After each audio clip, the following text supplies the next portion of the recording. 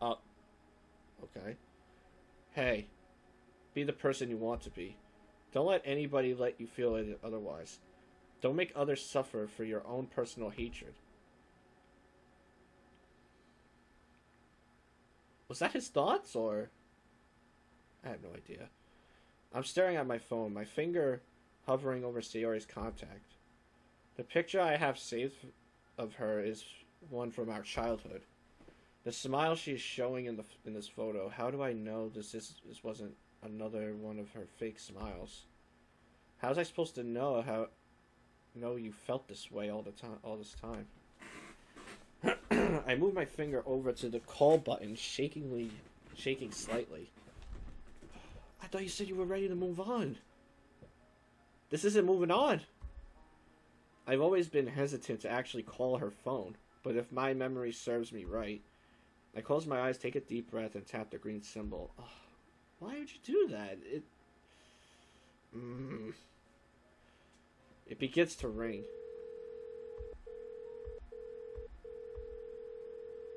Sayori? Wait, what? Wait. Wait, what?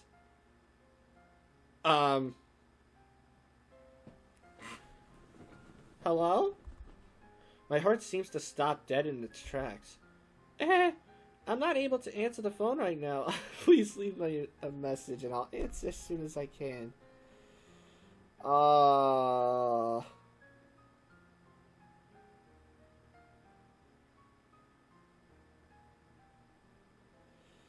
He thought she picked up. That has to feel worse. A tear rolls down my cheek and accidentally hits the end call button. Take a deep breath and sigh. It was nice to hear your voice again. Man. He said he was ready to move on. And then literally, like, 2 minutes later, he's doing this. I make my way towards school. The strange sympathetic glances I used to receive have stopped. It feels normal again. Is that a bad thing? Should I feel bad for getting over this so quickly? Am I even over it? Or am I just lying to myself? As I make my way to the first class of the day, I overhear some chatter from a group of guys a short ways away from me. Hey, real shame about that Sayori chick, huh? I barely found out about it. Barely? Geez, you're a little behind. Yeah, it was a suicide or something. Yup, sucks for her. She was hot too. Jesus Christ. She was hot too. I always believed pretty girls couldn't get depressed. Damn straight, I could have made all her depression go right away if you guys get what I'm saying. You wish, dude. God damn. 3 boys walk off snickering and talking amongst themselves. I almost didn't realize I had stopped dead in my tracks, ready to blow my top off. I tried to walk to class, but some otherworldly force is telling me to avoid class altogether. I'm not going to sit in class all day. No point if I'm going to keep thinking about what those assholes said about Sayori. I straighten up my blazer and quickly turn around to head back home. He's cutting school now. Great. I walk straight upstairs and into my room. I throw all of my things aggressively on the floor and throw myself in bed, face first into the pillow. I'm pathetic letting myself get so worked up over this. It's just banter, of all people. I should be the one to understand that. But those guys, how can they just speak like that about a girl who killed herself? Is that how she's going to be remembered? This whole thing is just cruel. A cruel reminder of how harsh this reality is. Disgusting. Yeah, it's fucked up. I slowly awake to my phone vibrating as I thought I have a few messages from Yuri and Natsuki asking if I'm alright. I respond back saying I felt sick and put my phone on my nightstand. I wonder if they'll believe that. Probably not. I feel my phone vibrate a few more times, but I ignore them. Probably just wishing me well if they took the bait.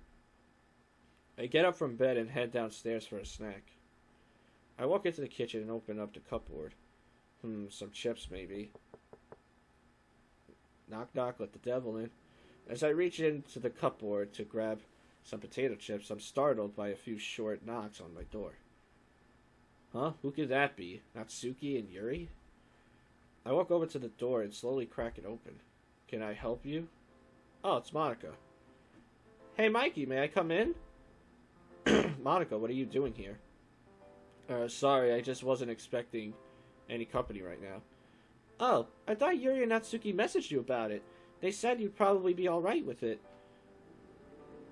Well, I guess that's what happens when we don't respond to it. Maybe this is what they meant by probably. Must have missed it.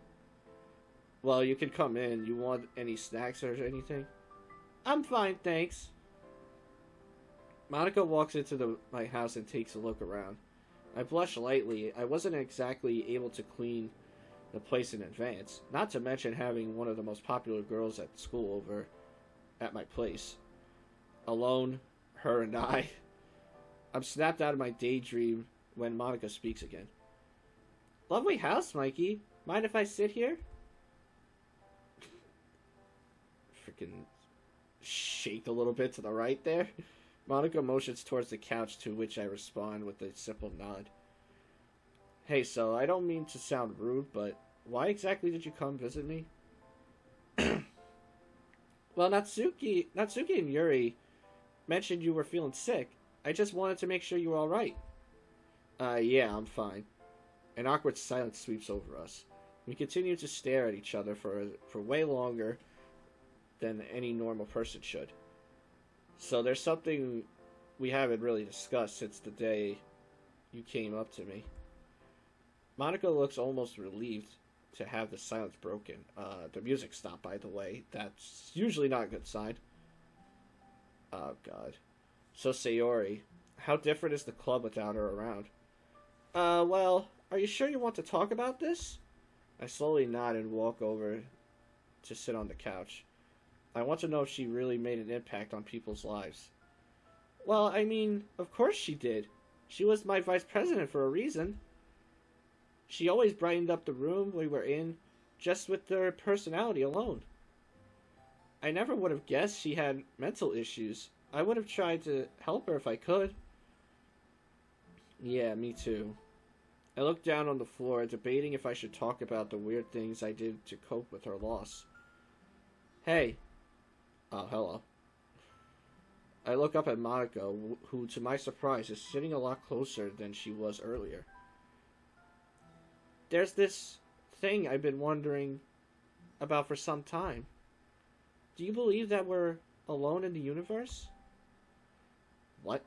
Why this all of a sudden? That's not really something I think about too often, but I guess not. The universe is too big for there not to be another form of life out there. Right? I'm fascinated by it. A multiverse with multiple possibilities and outcomes, all playing out in their own worlds. And I get to live in a world where my best friend is gone. Yikes. Monica's smile disappears. That was probably the wrong thing to say. You think? Considering she was just trying to get my mind off things. Hey, if it makes you feel any better, I'm always going to be here for you. She places her hand on mine, and for some reason I don't feel as comforted by it as I did a few days ago. I quickly move my hand away and stand up. Hey Monica, it's getting late. You should head back home. Well, what was that? Monica gives me a shocked look before adjusting her blazer and bow. I'm sorry for intruding. Monica quickly gets up and walks out through the front door. I sit back down on my couch and place my arms around my head. What's wrong with me?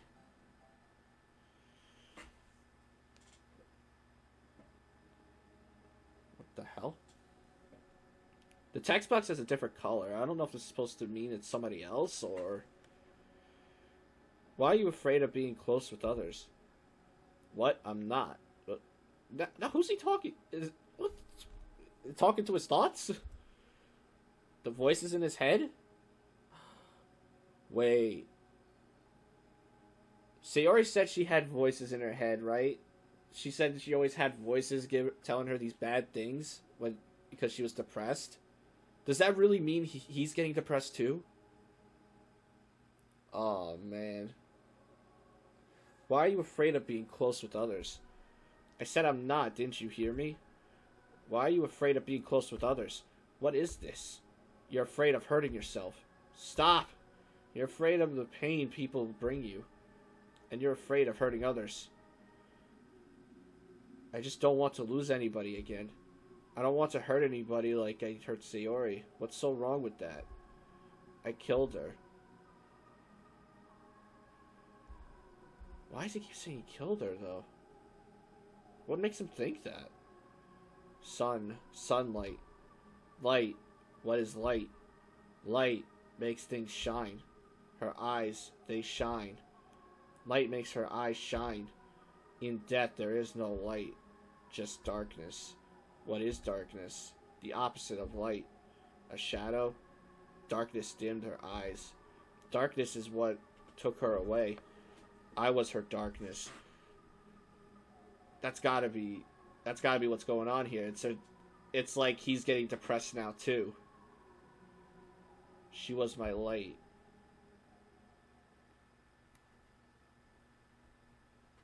I feel like I might know how this is gonna end. Oh god. I don't think I'm gonna be ready for it either. I wake up with a slight gasp. It's already morning and I've woken up before my alarm again. Wait, no, I'm in my living room. I check the time on my phone. Turns out I still have time to get dressed. I get up from my couch and trudge to the bathroom. My hair is an absolute mess, and I don't even think I showered last night either. Here I thought I was finally moving on from all of this. Why does that feel so wrong? Isn't moving on a good thing? Do you think you're moving on right now? All the things you are saying? All the things you're doing? This isn't moving on, you jackass! God damn it! I just feel so guilty. After showering and getting dressed for school, I grab some graham crackers from my counter and head outside. As I walk through the schoolyard, a familiar face catches my eye. Yuri has her stuff placed on a bench. It seems like she's looking for something. Morning, Yuri. Looking for something? What? No, it's nothing. I'm sorry.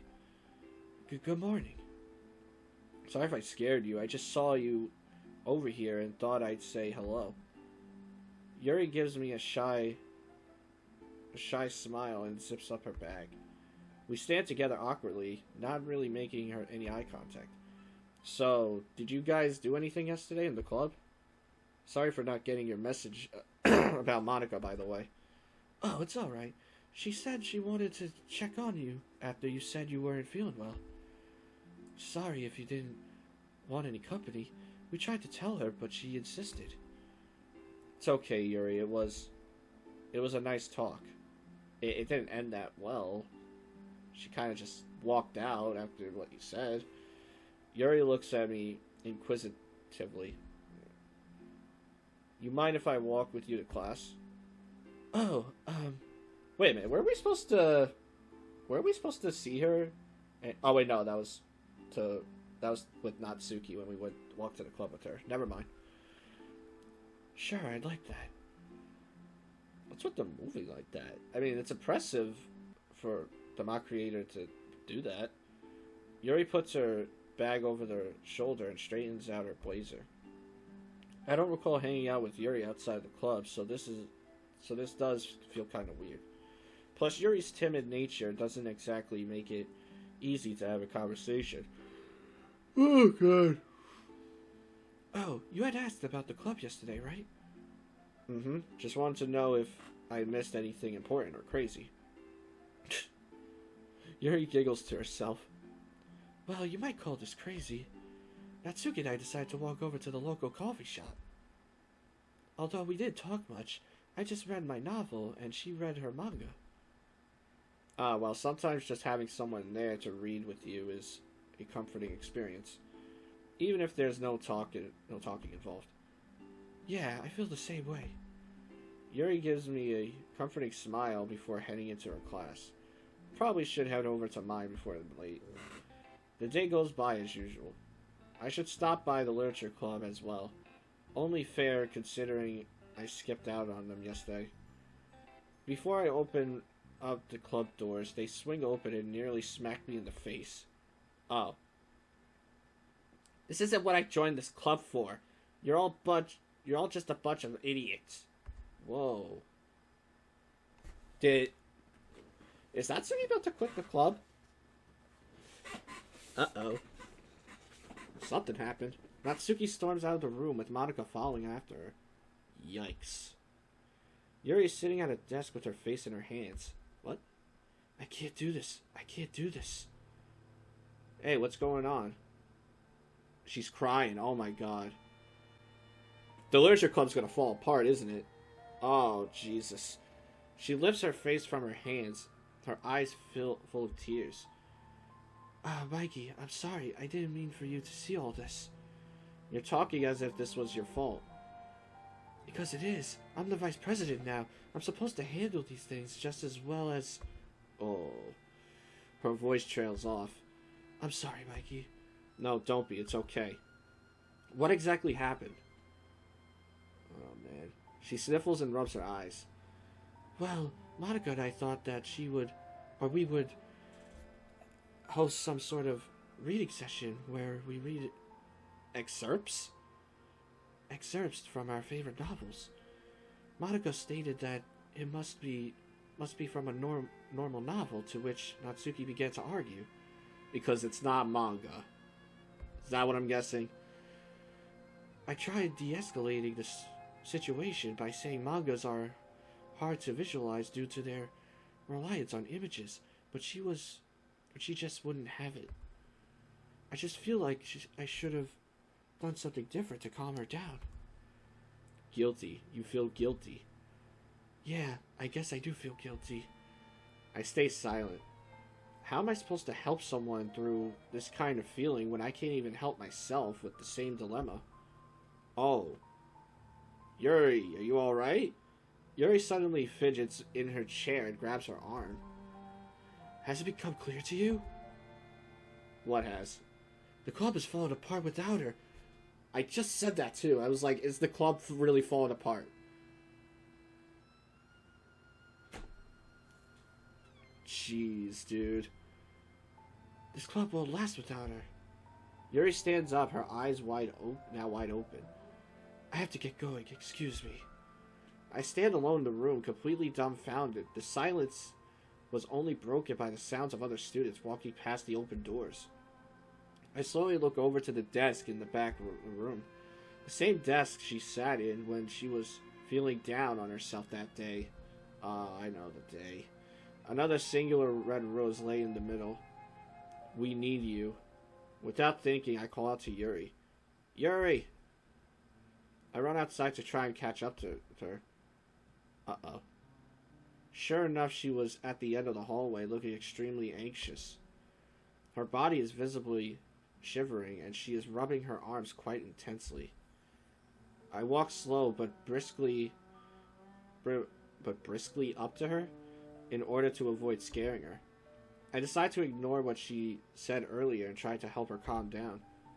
Hey, are you going to look for Monica and Natsuki? She shakes her head and doesn't respond. Well, would you like to go outside, get some fresh air? Okay. Yuri sighs and walks close to me. I'm absolutely certain she's not used to having to hold the responsibility or the responsible role of social situations. Makes me wonder why would Monica put her in the position of vice president over Natsuki. Natsuki can be a little, like, what would be the word? I guess bratty would be the word. She could be a little bit bratty. That's probably why she can't be vice president. Yuri timidly walks next to me, fidgeting around with her hair. I can't help but wonder, has Sayori's death affected her more than the others? Were they even close before the club? Did they even know each other? We reach the courtyard, and I take a deep breath, letting the fresh autumn air enter my lungs. Yuri does the same, and her eyes seem to glisten in the natural light, aided by her tears. Can I ask you something? Yes, you may. I look off to the side before continuing. Do you miss her too? I mean, really miss her? Yuri looks off into the distance, towards the busy street. She lets out a sigh and looks back at me. Did she ever make you feel proud of who you are? She pauses and I give her a non-verbal cue to continue on. I was always seen as strange as by everyone else. My fascination with horror and similar subjects usually scared people away.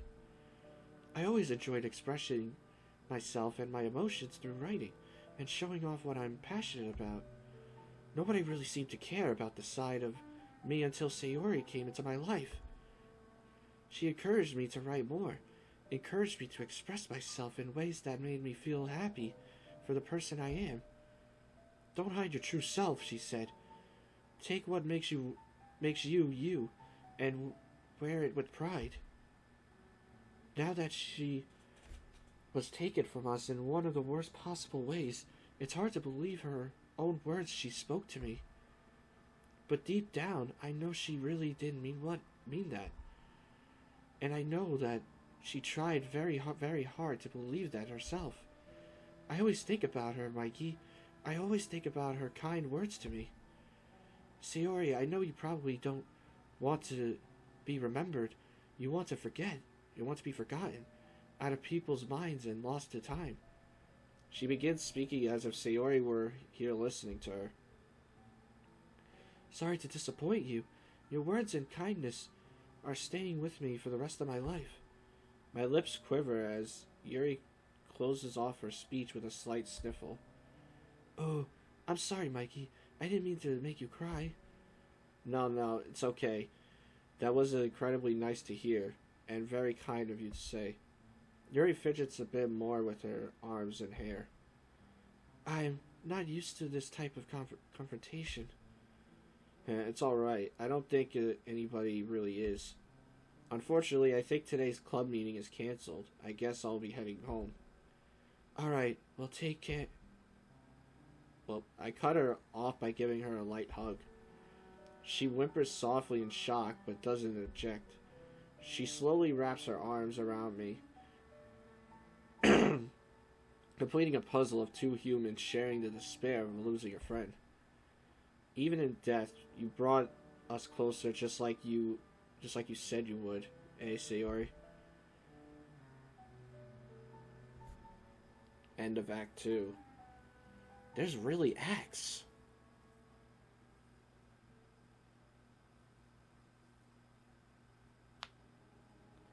Oh no. What is consciousness? What does it mean to be alive? Is it guilt that provides this answer? Anger? Happiness? Sadness? What do you live for? What reason do you find to do the things you do? For the praise of others? Do you like it when people see you as a friend? Do you rely on others to be happy? I need you. Oh, man. Oh. Monica stands in the middle of the club room. I like to talk to you all. Ever since Natsuki left the club, I felt wholeheartedly responsible for everything that has happened. I know it's only been a few days, but without a fourth member, I have no choice but to shut down the literature club. Well, shit. Yuri looks down at the floor, her hands clenching her skirt tightly. Before we go, I'd like to say a few things. The most painful goodbyes are ones left unsaid. The most painful memories are ones we recall easily.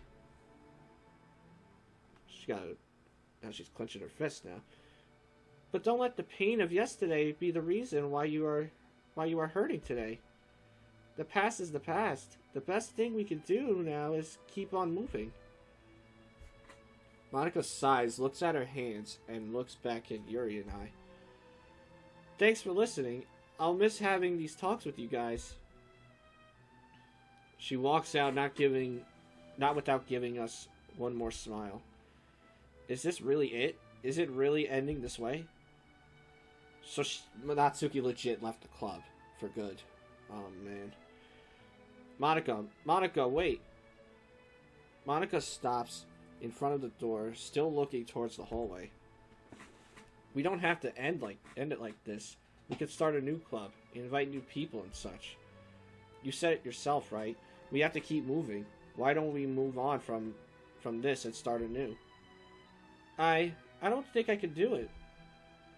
I'm not worthy of being president of any sort of club.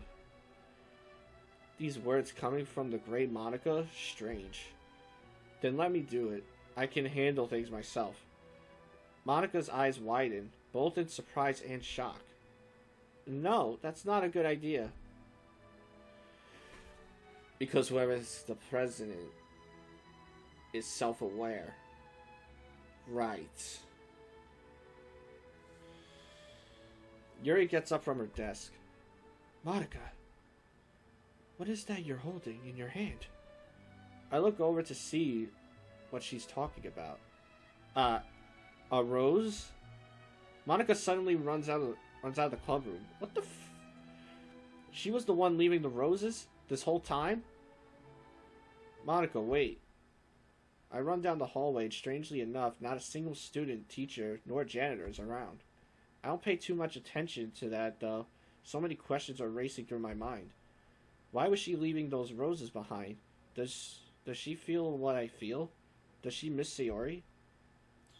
Everybody misses Sayori. Does she feel guilty somehow? Before I head through the school doors, I catch Monica sitting on a bench near the bathroom. Oh, jeez. She's breathing heavily and wiping away tears. Monica, you alright? She doesn't move. Hey, it's alright. Everything is alright. I just want to talk. You miss her too, don't you? She looks down at the rose, now a little wilted. If you... She chokes a bit on her words. If you had the ability to bring someone back, would you take that chance? I mean, it depends on what the catch would be. Playing God, Mikey. That's the catch. Oh, God. So many things could go wrong. Knowing this and still presented with the opportunity, would you bring her back? Of course I would. What I wouldn't give to hold her in my arms again. Monica nods and caresses the rose in her hand. A reset button would be very appropriate as of right now, wouldn't it? Yeah. What if someone offered you that power? I look at Monica curiously. Why is she bringing all this up? These questions are getting very existential. Being president of a club, that's what I mean. Yeah, she's talking about how she can be self-aware. She's self-aware. Could you handle that position? Could you handle the strain of that power? What is this about power? Is she alright? I mean, I was only talking in the moment of it all. I don't really think I'm cut out for being president. Ah, I see. Monica gently brushes her hand against the rose petals.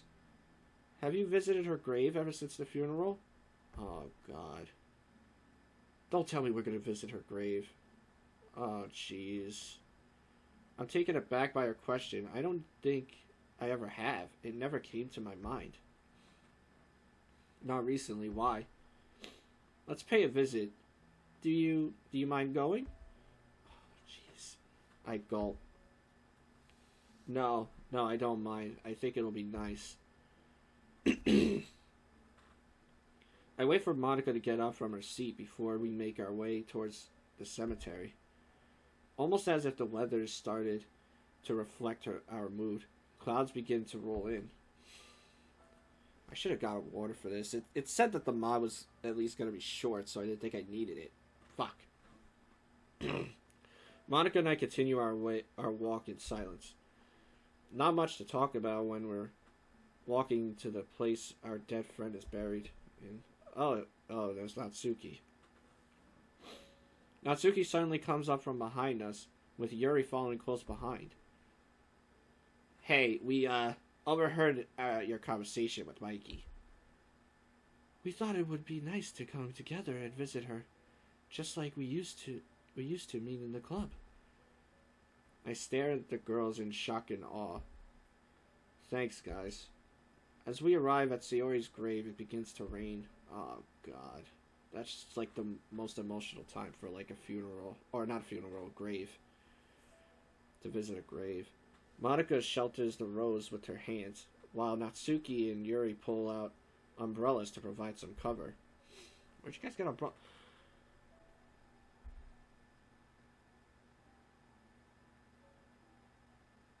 I'm gonna cry. I am going to cry.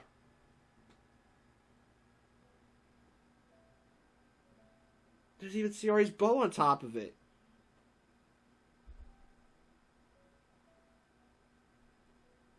Oh my God. We position ourselves in front of her grave, careful not to step over where she was buried. It's decorated with roses, and the bow she always wore lay atop the gravestone. I never liked graves. It's hard to imagine that someone is in a better place when their body is right under my feet. I stare blankly at the gravestone, her signature bow now looking dull and faded. A cruel reminder that her once hopeful attitude and soul are gone, weathering away thanks to time. Time ends all. Time is everyone's number one fear. Everyone constantly wants more of it, or less depending on the circumstances. Time heals all wounds, they say, but I didn't have the time to say goodbye. Right. I suddenly feel as if I'm the only one here. I look around me. The girls are nowhere to be found. Did they just ditch me? Monica, Natsuki, Yuri. What's going on? Where are you guys? Before I take any steps away from the gravestone, the rose Monica held in her hand before now lies on the ground, pelted by the heavy rain. I swiftly and gently pick it up and cover it with my hands, just as Monica did. What if you could bring me back? What? I can't. That's just foolish to think. What if you could bring me back? What ifs don't matter here. This is real life. There's no way it could be done. What if you could bring me back? I'd do anything. Anything? I'd do anything to see you again. Is he hearing like Sayori's voice in his head? That's what I'm assuming? I think that's what he's... What's going on? I fall to my knees and let the rose fall to the ground. There's nothing I can do. She's gone. Lost to time. Lost in darkness. Only kept alive by Yuri's memory of her. Only kept alive by Natsuki's memory of her. Only kept alive by Monika's memory of her. Only kept alive in my own memory of her. Her last memory is one of pain. Nothing but a carousel of agony. And nothing in this world can take those thoughts away from me. Please don't tell me that's how it ends. Please don't.